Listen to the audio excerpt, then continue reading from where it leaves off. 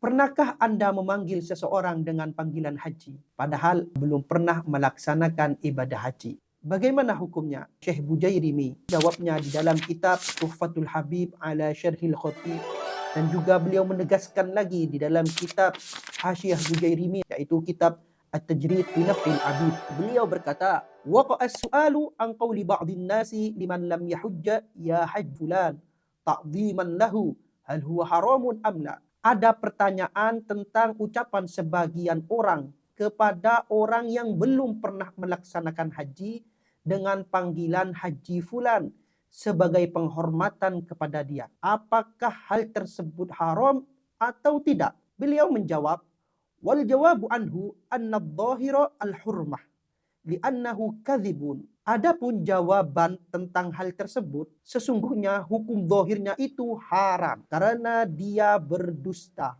Kenapa dia berdusta? Fa inna makna ya hajju ya man ata bin nusuk ala wajhil makhsus. Karena makna panggilan haji itu adalah wahai orang yang telah melaksanakan manasik dengan cara yang khusus.